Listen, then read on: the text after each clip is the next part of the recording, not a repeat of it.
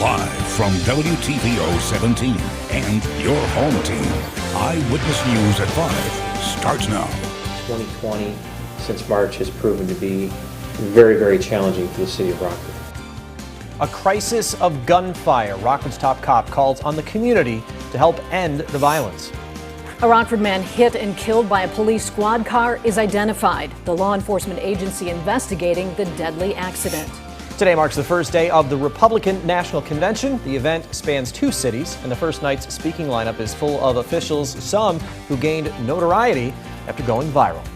Good evening, I'm Mimi Murphy. And I'm Eric Wilson. Video of a man gunned down by police ignites protests in Kenosha, Wisconsin. The man shot, Jacob Blake, is now fighting for his life in a Milwaukee hospital. Rioters set cars on fire and broke shop windows in the aftermath of the shooting. Kenosha PD says 3 officers responded to a domestic call Sunday night. Blake's fiancée, Lakeisha Booker, says she was with her kids and Blake at the time. It's not clear what happened between the officers and Blake. Video shows him leaning into a vehicle's driver's side and an officer opening fire. They didn't even know the kids was in the car. And I'm telling the woman cop, I'm like, can you please get back before I shoot you, get back. Like these officers is heading, I'm like, shoot me, my kids is in the car. We're just shooting them with the kids in the back screaming. The officers involved are on administrative leave. Wisconsin's Department of Justice is investigating the shooting. Rockford activists are taking to the streets in solidarity for Blake. Groups plan to meet at 10th Avenue Park off of Kishwaukee Street at 7:30 tonight. There's no planned marching route. The Forest City sees a violent weekend. Gunfire leaves 2 people dead and several others hurt. Friday night, 2 people were gunned down on Sage Drive. 19-year-old Eric Elliott was killed and a woman wounded. Investigators placed over 70 bullet casing markers at the scene. On Saturday, a person was shot at 12th Street and 8th Avenue. Just half a mile away on 10th Street, bullets hit 4 people. 20-year-old Jamarian Boose died.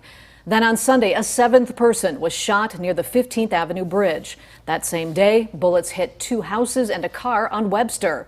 Rockford Police Chief Dan O'Shea addressed the violence earlier today. Michelle Rave joins us from the police department with more. Michelle?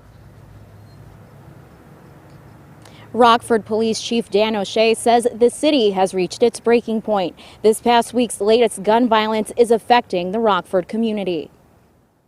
It's just a matter of time before we have to add another family to that list. It's a list that continues to grow. There's been a big uptick in shootings across Rockford since March. Police Chief Dan O'Shea says it's beyond disturbing. While we've done great for 3 years, 2020 since March has proven to be very, very challenging for the city of Rockford. People are firing guns at an extraordinary rate on a daily basis. Each red dot on this map represents 1 homicide this year. Families should be celebrating birthdays, other family celebrations, anniversaries. On hot summer days, they are visiting the funeral home and the cemetery. The chief says these aren't random crimes. I guess the dispute between certain street gangs is not getting any better, and they are responsible for a vast majority of our murders this year.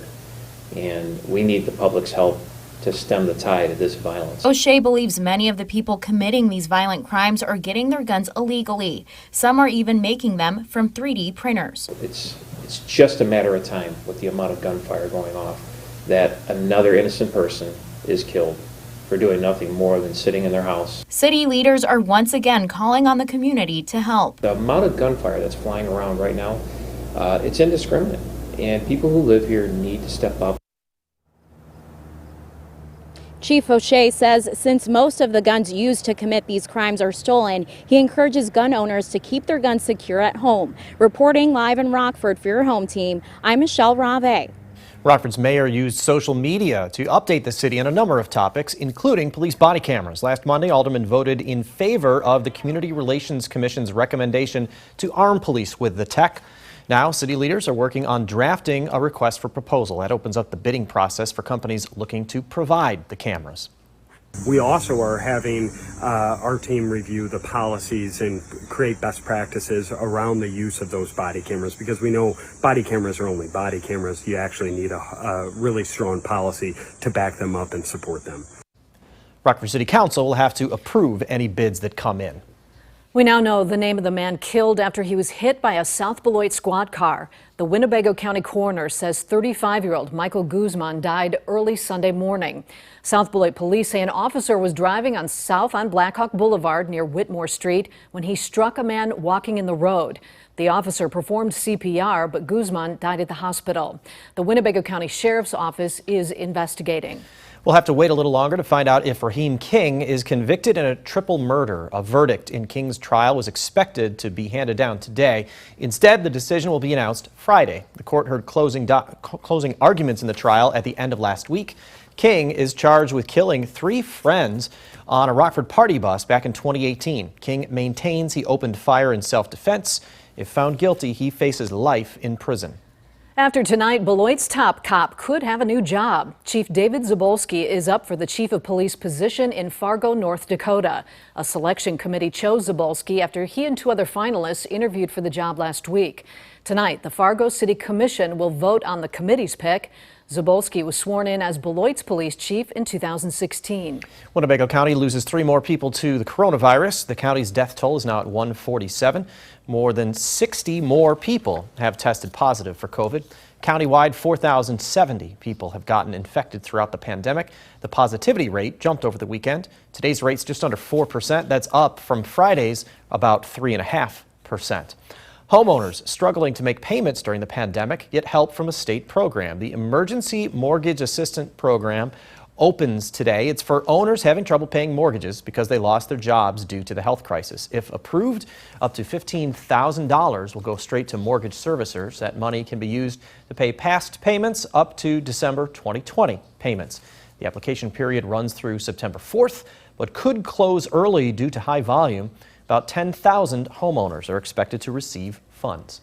Today marks day 1 of the Republican National Convention as GOP members and speakers gather in the capital city.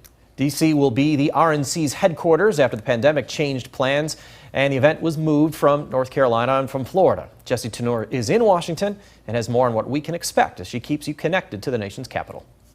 This convention will come to order! A very unconventional convention kicked off in the traditional way in North Carolina. Cast its 40 votes. Before President Trump made a surprise appearance at the Republican National Convention. I just want to thank the people of North Carolina because, to be honest with you, I felt an obligation to be here. While party business happens in Charlotte, an auditorium here in D.C. will serve as a central hub for convention speeches, with more than 70 people featured over the next 4 days. Tonight's lineup includes former ambassador to the UN, Nikki Haley, Donald Trump Jr., and the couple who pointed guns at protesters outside their St. Louis mansion.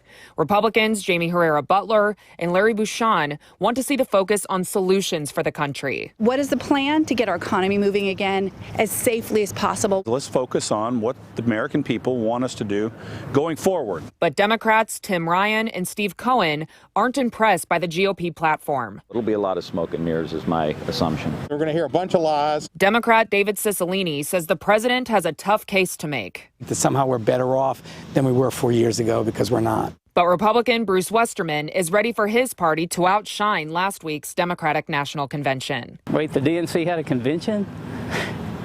Yeah, I thought there was an infomercial on PBS or something as I was flipping channels. President Trump will accept his nomination Thursday from the South Lawn of the White House. In Washington, I'm Jessie Tenor. A local painters union gets kids ready for their first day of school. The giveaway is more than a year in the making. Over 450 kids enrolled in Lewis Lemon got backpacks stocked with school supplies. The Painters District Council number 30 began collecting the items last fall. Organizers say the supplies will come in handy for kids doing in-person and distance learning. There's still a huge amount of need within the students that attend Lewis Lemon. We have kids that would not be able to get these school supplies into their hands because if they're at home, they still need the school supplies. If they're in person in the school, they still need the school supplies.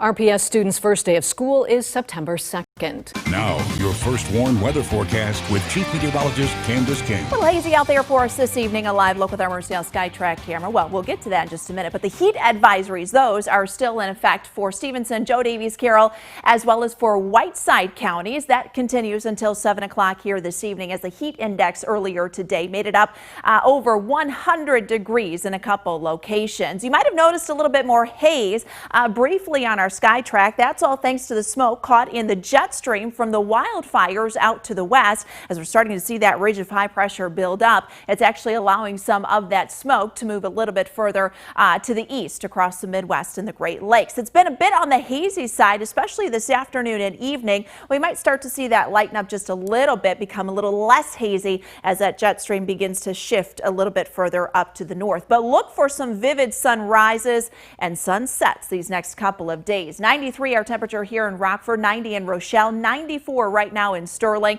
And again, that heat advisory remains in effect until 7 o'clock this evening. A couple of our weather watchers this evening checking in. 91 is the temperature Jim has here in Rockford with a dew point number of 68. 94 this last hour. Bob also in Rockford checking in.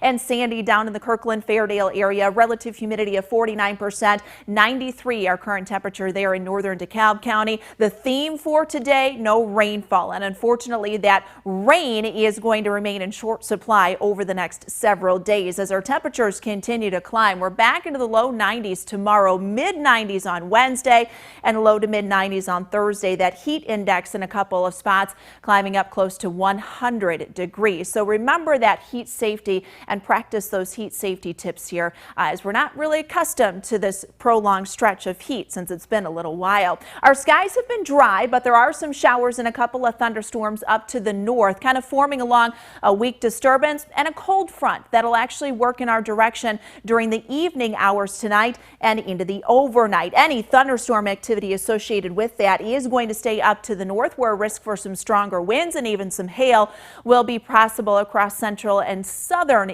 Wisconsin, I should say. Most of that storm activity is likely going to bypass us to our north here tonight. You can actually see Futurecast developing some of those thunderstorms after midnight across central Wisconsin.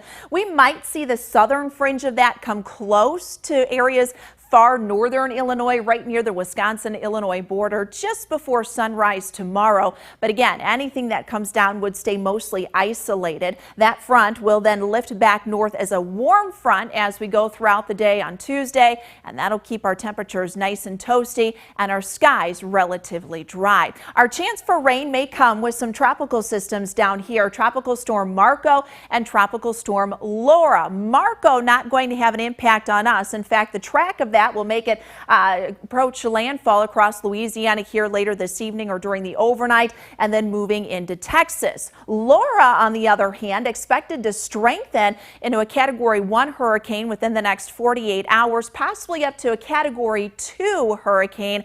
Now, most of that moisture likely going to stay to our south here as we go through these next several days by the end of the week. But there is a cold front coming in, guys, later this week, Friday into Saturday, and I think that might be our best chance to get some rainfall. And notice the temperatures, they take a big dip into the weekend.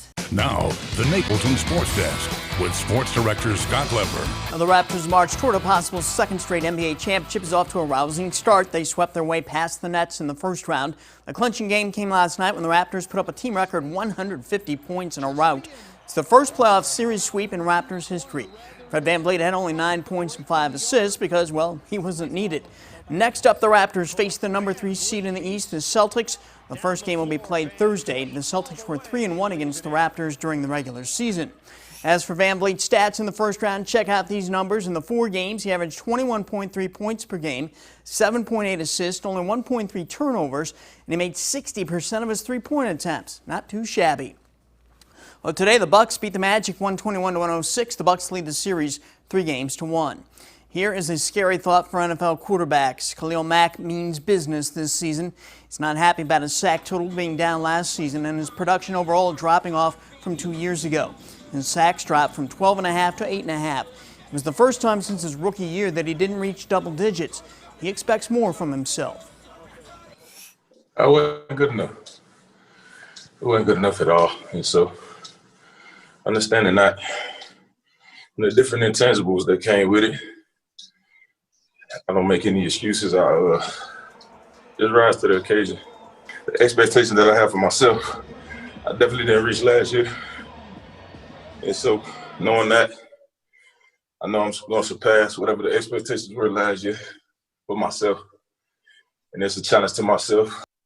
You know, Mac means business when he does his Zoom press conference on his Peloton. Well, in Green Bay, the Packers put in another workout today. Aaron Rodgers says he's pleased with where the offense is. He says in year 2 under Matt LaFleur, things are definitely more refined than they were a year ago. I would say offensively, I feel like we're much farther along than last year. As far as the understanding of the offense, personally, I feel a lot more comfortable with some of the, early installs that maybe just took a little bit longer last year, footwork-wise and timing-wise. Temperature is expected to stay in the 90s the next several days. Really feeling some of that heat Wednesday, possibly into Thursday. We are dry. We'll see a few showers, a couple of thunderstorms on Friday, and then 80s by the weekend. All right. Thanks, Candace. And thank you for spending some time with us. Stay safe.